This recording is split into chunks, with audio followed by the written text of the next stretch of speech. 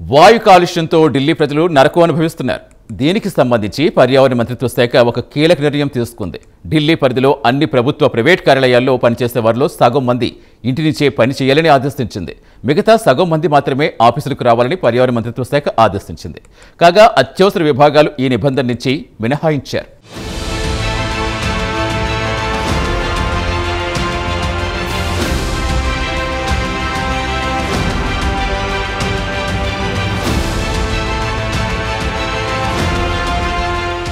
ఢిల్లీ నగరంలో వాయు కాలుష్యం అత్యంత ప్రమాదకర స్థాయికి చేరుకుంది. దీంతో పర్యావరణ మంత్రిత్వ శాఖ కీలక నిర్ణయం తీసుకుంది. ఢిల్లీ పరిధిలో అన్ని ప్రభుత్వ ప్రైవేటు కార్యాలయాల్లో పనిచేసే వారిలో సగం మంది ఇంటి నుంచే పనిచేయాలని ఆదేశించింది. అంటే వర్క్ ఫ్రం హోమ్ అన్నమాట. మిగతా సగం మంది మాత్రమే ఆఫీసులకు రావాలని పర్యావరణ మంత్రిత్వ శాఖ ఆదేశించింది. పర్యావరణ పరిరక్షణ చట్టం 1986లోని సెక్షన్ 5 నిబంధన ప్రకారం ఈ ఆదేశాలు జారీ చేసింది. అంతేకాదు సదరు వర్క్ ఫ్రం హోమ్ ఉత్తర్వులు వెంటనే అమలులోకి వస్తాయని పర్యావరణ మంత్రిత్వ శాఖ వెల్లడించింది.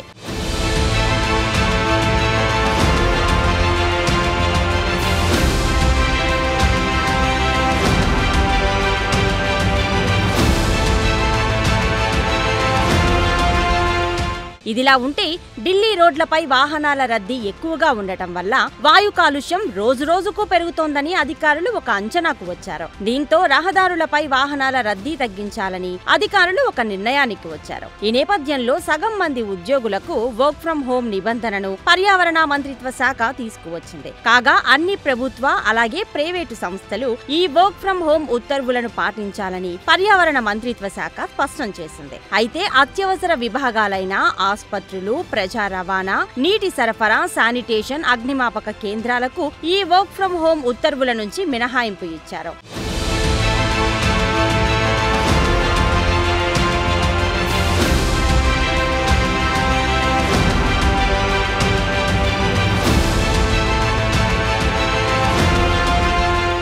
ఇదిలా ఉంటే ఢిల్లీ ప్రజలు కొంతకాలంగా వాయు కాలుష్యంతో తీవ్ర ఇబ్బందులు పడుతున్నారు. ఢిల్లీలో వాయు కాలుష్యం మరోసారి ప్రమాదకర స్థాయికి చేరింది. స్థానికంగా వాయు నాణ్యతా సూచి ఒక దశలో 425కు పెరిగింది. ఈ సీజన్లో ఇదే అత్యధిక కాలుష్య స్థాయి అని కేంద్ర కాలుష్య నియంత్రణ బోర్డు ప్రకటించింది.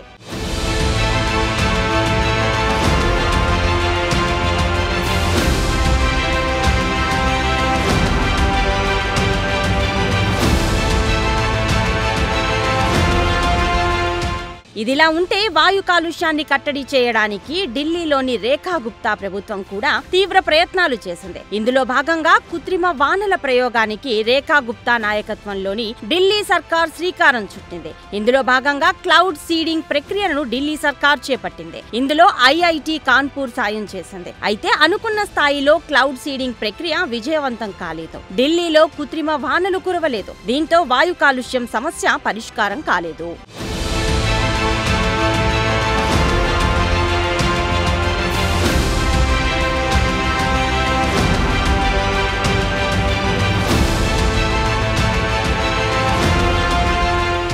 ఇదిలా ఉంటే వాయు కాలుష్యం తీవ్రత పెరగడంతో ఢిల్లీ నుంచి అనేక మంది వలసపోవడం ఇటీవల మొదలైంది. వీరంతా ఎక్కువగా గోవా, చెన్నై వంటి ప్రాంతాలకు వలసపోతున్నారు. పిల్లల ఆరోగ్యాన్ని దృష్టిలో పెట్టుకునే ఢిల్లీ నగరాన్ని తాము వీడాలన్న నిర్ణయానికి వచ్చినట్లు వీరు వెల్లడించారు. అంతేకాదు ఇతర ప్రాంతాల్లో జీతం తక్కువగా ఉన్నప్పటికీ సర్దుకుపోతామన్నారు. తమకు వేతనం కంటే చిన్నారుల ఆరోగ్యమే ముఖ్యమన్నారు.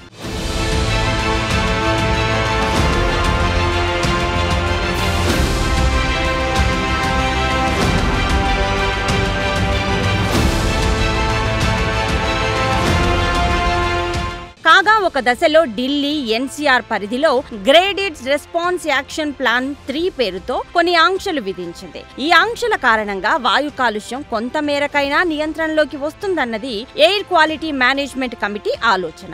ఇందులో ప్రధానంగా కొత్త నిర్మాణాలను నిషేధించింది ఎయిర్ క్వాలిటీ మేనేజ్మెంట్ కమిటీ. అయితే నిర్మాణాలపై నిషేధం విధించడాన్ని సుప్రీంకోర్టు కొట్టివేసింది. అలాగే మరికొన్ని అంశాలపై కూడా వేటు వేసింది. అంతేకాదు దేశ రాజధానిలోని అన్ని ప్రభుత్వ అలాగే ఎయిడెడ్ ప్రైవేట్ పాఠశాలల్లో 5వ తరగతి వరకు ఆన్లైన్లోనే తరగతులు నిర్వహించాలని ఢిల్లీ సర్కార్ ఆదేశించింది.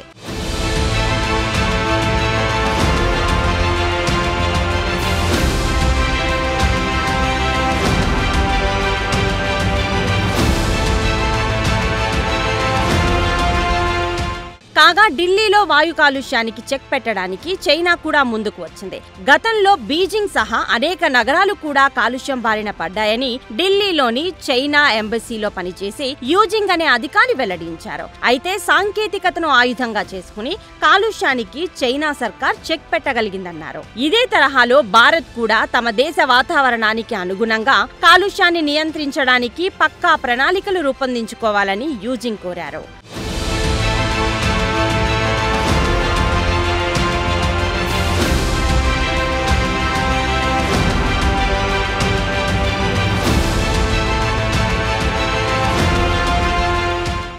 ఏదైనా వాయు కాలుష్యంతో ఢిల్లీ ప్రజలు నరకం అనుభవిస్తున్నారు.